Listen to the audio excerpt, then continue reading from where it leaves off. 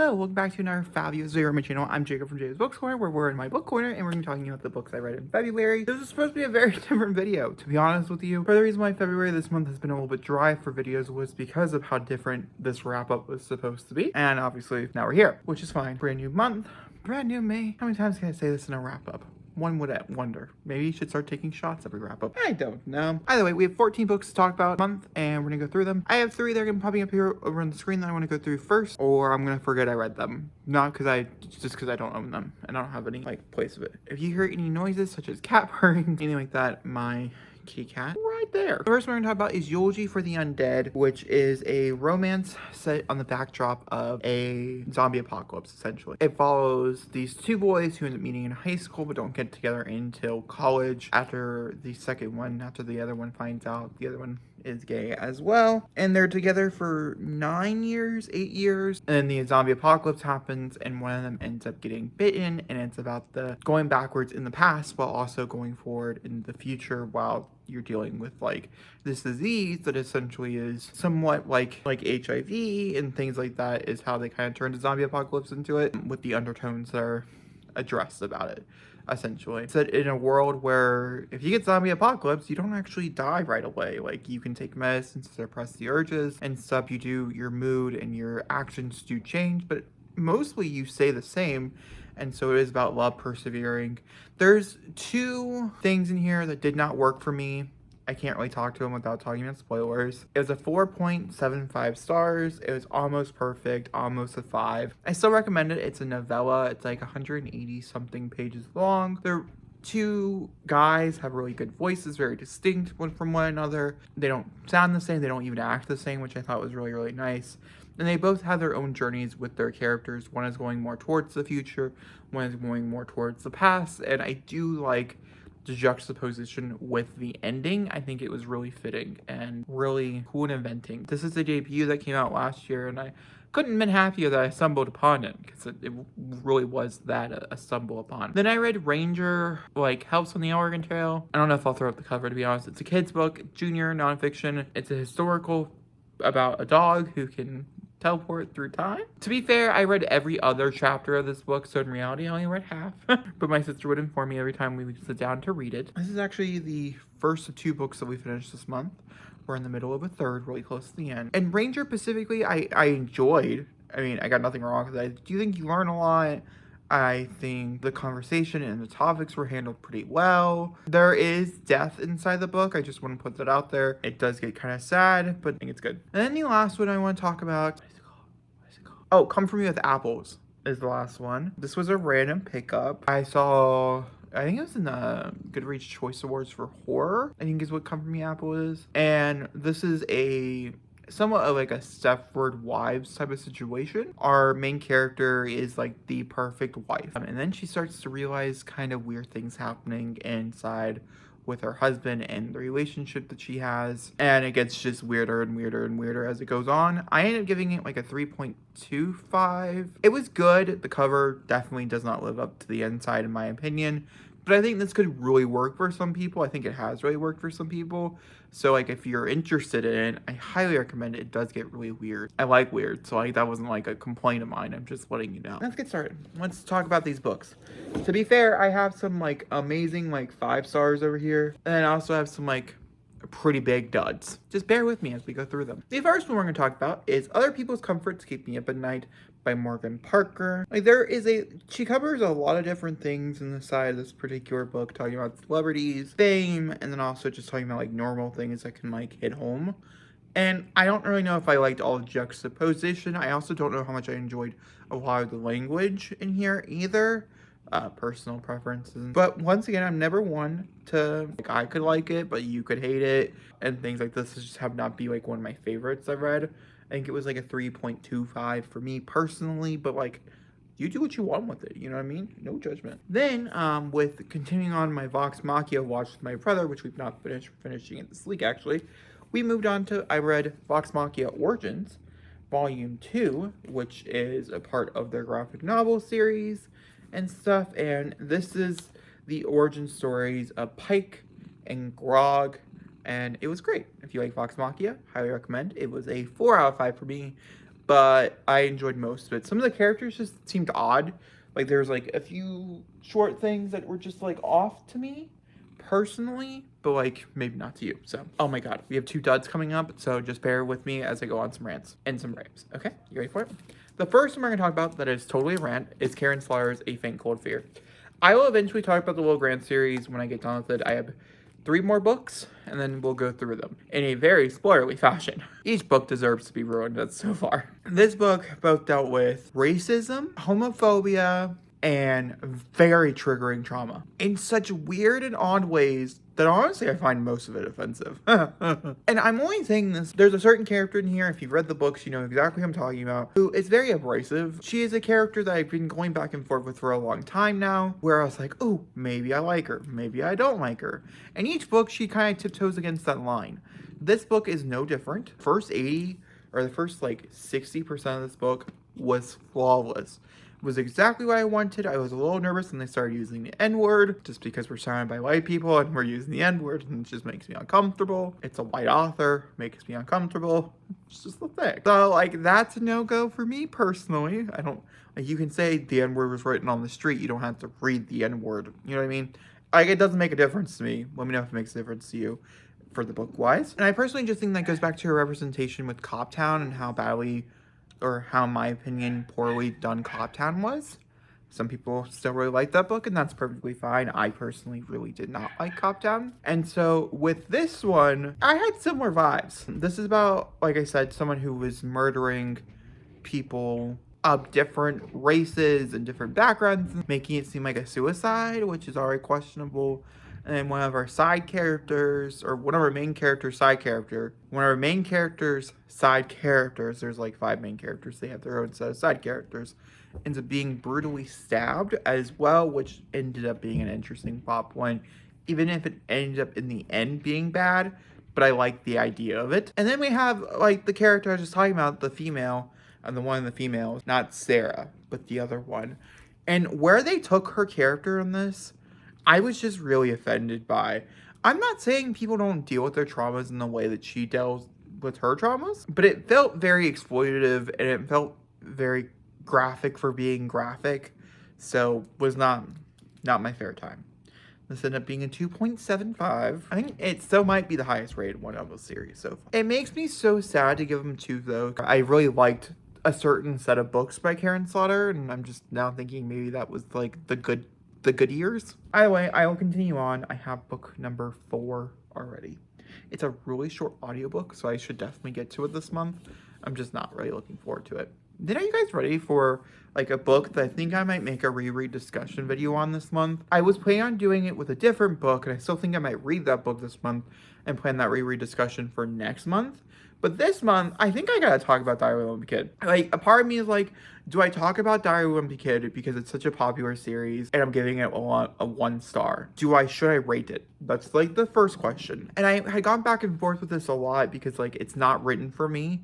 This is written for, I'm gonna say, I'm hoping like an 8 or 9-year-old. Yet I know people younger who read this. I know people who older who read this. And it just makes me really sad inside because of how like I don't even want to say dehumanizing, but how disgusting it is. And so like a part of me like wants to talk about it, but also like this is like some people's like favorite thing in the world. So I don't want to make people mad, but also like it's bad. I gave it a 1. So far it's my worst book I've read this year, which does suck. Like a lot, you know what I mean? This obviously follows, if you guys don't know what Diary of a Wimpy Kid is, there's so many adaptations of it now and stuff, and I just, that right there pisses me off. I read all of these when I was in like 6th grade. We were up to like book number like 7 or something, and I had read all of them up to that point. Maybe it was a little less than that. Maybe it was like book 6. I don't know. And this follows Greg as he is starting middle school, and he is with his best friend, Raleigh, and it's about this whole thing. For instance, let me read you the opening page, and I think you can get my drift here. First of all, let me get something straight. The opening page. This is a journal, not a diary. I know what it says on the cover, but when Mom went out to buy it this morning, I specifically told her to get me one that didn't say diary because, you know, he's a boy. And then it goes on to have a picture of a boy, punch him, hit him on the ground, and call him a sissy. Yeah, this is a no for me. And it's just blatantly throughout the rest of the book, one, the toxic masculinity shown through humor here to make it almost seem like more like a joke, boys shouldn't cry, boys shouldn't do this, boys shouldn't do this. There's a whole thing in here about Barbies that like really pissed me off, that like I want to talk about. And then you have how, one hand, the author is saying bullying is bad, because bullying is bad. Like, don't fucking bully, you fucking asshole. But also, you have our main character who is nothing but a bully.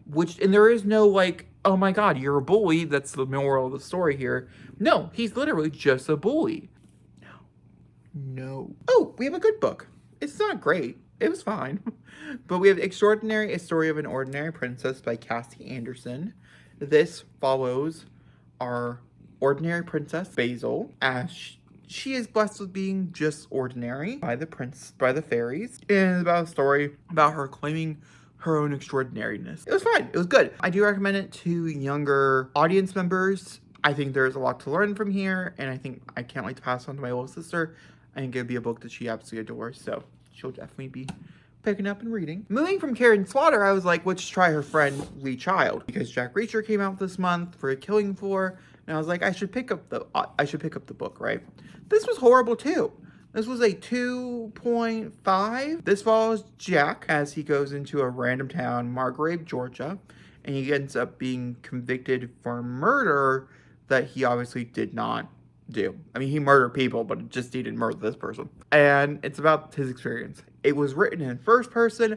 I never truly got over that, especially because like it ended up being pretty poorly written in first person, even though I did read interviews because it eventually jumps to third person. And I think these would be better in third person, objectively. And Lee had said that he much preferred writing them in first person than he did it in third, because he felt much more attached to the character of Jack than he does in later books, which could make it seem much more disjointed. Yet none of the books that are in first person are the books people recommend you read. This is not on that list, by the way. So far, the TV show is following it to a T, but doing it better. So, like, I'd recommend the television show. Not really that shocked. The next one we're going to talk about is Perfect Black by Crystal Watkins. This is a foreword by Nikki Finley and illustrated by Ronald W. Davis. This is our poetry collection that's written in both very long burst paragraph style to very short minimalistic poetry. And it's definitely like a memoir, and there's some hard-hitting stuff in here. It was a mixed bag for me, like I said. It wasn't, or I don't think I said, but it was a mixed bag, but I'm giving it like a 4. Oh, you want to hear about Dud? This month had a lot of those. We have Holdout by Jeffrey Colgar. This is a book I randomly picked up. I liked the idea. I read the synopsis, and there's something about space and like thriller aspects and stuff that I was just craving. I did get it, just not with this. And I ended up dealing with this when I realized it was actually about immigration told by a white guy, and it was already feeling very racist. Like, he's definitely someone to write this story. Like, he was an editor for Times Magazine. He worked on things including Apollo 13, Apollo 8. But, like, I'm not saying him in space is bad, and those are pretty acclaimed books themselves. This was bad. This follows a sister and a sister as they are put up against one another through different like times, like one's in space, one's on the ground, and it's all about overthrowing this government due to the horrible conditions of immigrants over in a different country. What country? Brazilian government. And I just felt very icky about it. I felt very uncomfortable. I'd asked a few friends what they think I should do, if I should push along to see if those things would go away, and maybe it was done really well. And they said if you already feel icky about it, then probably is a good time to DNF. And so I did at 30%. The only book I DNF. Then me and my little sister read Mary Pope Osborne's Magic Treehouse, Christmas in Camelot, and she gave it a 5-star. This follows our two good old friends, Annie and Jack, as they are there to save the magic of Christmas, and I think it was good. It did its job. It did exactly what I wanted it to do, and it was much more fun and whimsical than their typical going on like a quest adventures. I'm saving my best for last, so we're gonna talk about last. But then I read last night The Courage of Athena by Andre Jacob, illustrated by Christine Delazamenza. This is about Athena. It is a take on the story of Cinderella, but a realistic portrayal. She is sent away by her dad to go with her aunt as they're traveling to Montreal, to essentially, like, so she can go to like a better school. Her parents and her grandparents sign off on this. Her aunt says that she'll be taken care of really well, but instead it instills a story about child labor and a lot of like illegal shit that can happen to children when they are supposed to be taken care of by people who are supposed to care for them. And I think in those elements, I think it was done all right. It's very short. It's probably clocks in at about 60 pages, and most of it is images, like the front cover image, just more like in a black and white format. I think there's some blues, which you know how I feel about that in general. And so I just don't think it overall worked for me. I gave it a 3, but I do think the message is important. And it's one of the few that I've read where I was like, ooh, yeah, maybe we should talk about that. And then, guys, I read the gem, the 5 star. It's perfect. It's there. You should read it. Okay, you guys ready for it? Truly remarkable moment of my life. The Darkness Outside Us by Elliot Schaefer. Elliot Schaefer is a New York Times bestselling author for kids books. Not kids books, like middle grade books. There's a whole bunch of different series in middle grade that I'm half tempted to read, even though I know I'm not going to get my horny ass astronauts like I did like in this book. This is one of those books that I was reading. I was like, is it adult? Is it young adult? Because they're so horny. Like, they are so freaking horny. I loved it. Every minute of it. This is about 2 astronauts, Ambrose and Kodak, who are sent up into space to go save Ambrose's sister, and it's about the journey to, I think it's called Thanos. Oh no, it's not Thanos. It's like the planet that Thanos is on in Avengers Infinity War. Like his home planet. That's what it's called. I cannot think of it to save my life. If I remember, maybe I'll put it in editing. And it's about their romance over a period of time set in a small space that's basically thriller. It's really funny. It takes a minute to get going. The first part's like 180 pages. It's worth it though. And the chemistry is like off the charts, and Kodak is such a cute little guy, which you can't tell from the beginning, but he is, I promise.